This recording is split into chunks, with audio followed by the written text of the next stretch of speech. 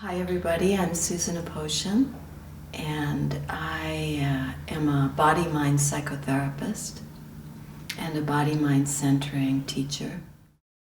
I wrote two books. The first was Natural Intelligence, and the second, Body-Mind Psychotherapy. Both of them were inspired to help my students really have a reference point to learn about some of the subtleties of how the body and the mind work together, of how movement and psychology work together, and specifically how human development and movement interface.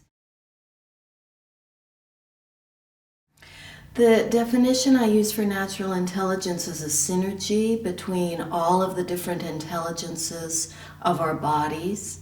If you're familiar with Howard Gardner's theory of multiple intelligences, I think that's what he calls it, multiple intelligence. He uses musical intelligence, kinesthetic, and what I've done instead is broken it down into the different systems of the body, the different cell types of the body, and how they all have a different quality of intelligence to contribute to our overall ability to process information and learn.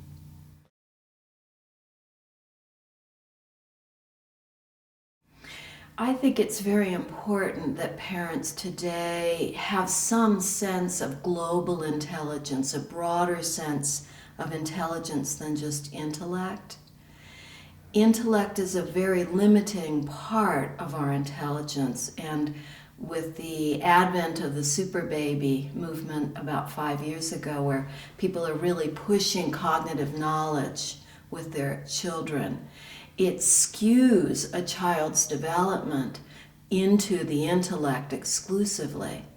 It's really important that children learn physical intelligences, relational intelligences, emotional intelligences, and let the intellectual intelligence come to fruition out of that, so that it's not a overdeveloped part of ourselves, with these foundational intelligences being underdeveloped, which is unfortunately what we're seeing in young children today.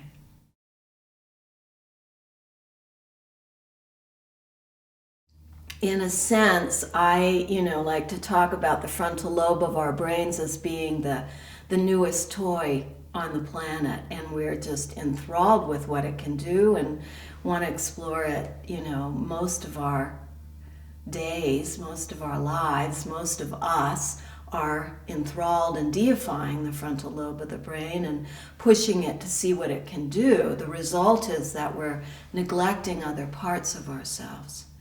Another aspect of that is that our human frontal lobes are one of the only mechanisms on the planet that can effectively repress physiological, biological processes for extended periods of time.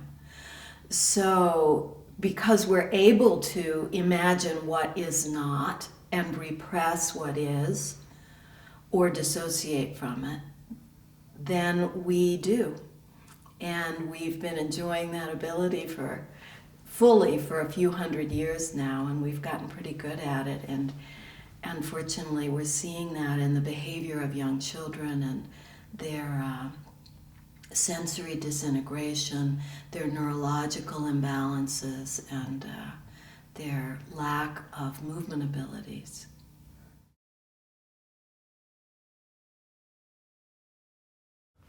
We reconnect to the body-mind by feeling it, by living it, by giving it priority in our lives, so that more and more of our decisions are bottom up rather than top down.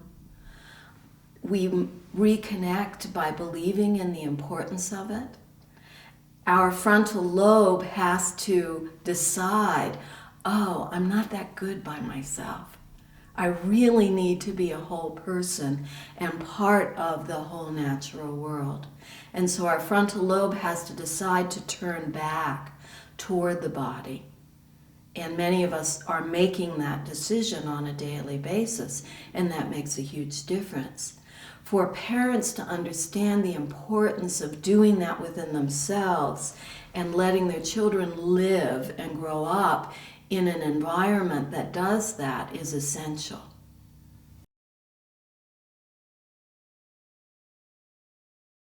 To understand parenting and emotional development and developmental movement, we have to realize that the parents, and initially the mother, are the child's environment.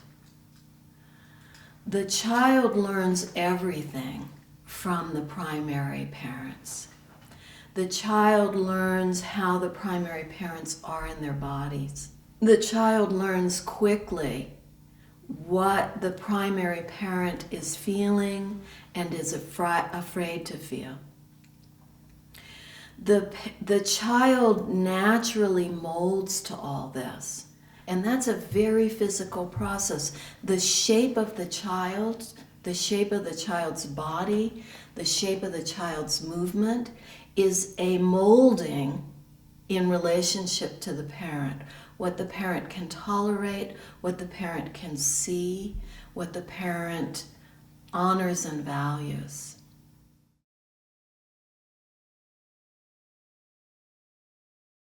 Developmental movement is the movement that naturally occurs in all humans and in fact in all animals as we develop toward maturity.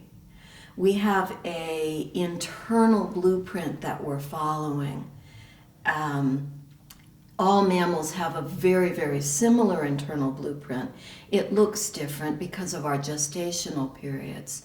So a colt will get up and walk within, an hour of its birth, whereas a child takes the whole first year to learn to walk. Internally, it's the same neurological pathways. We all need to learn to push with our heads, to push with our pelvic floors, to push with our hands and feet, to reach with our heads and all of the other parts. And then we put that together in this universal manner that moves us from crawling on our bellies, crawling on our knees, to standing and walking. Developmental movement is a process through which we're learning to move, we're learning to relate to the environment, and we're establishing our basic psychological patterns of self and other and relationship.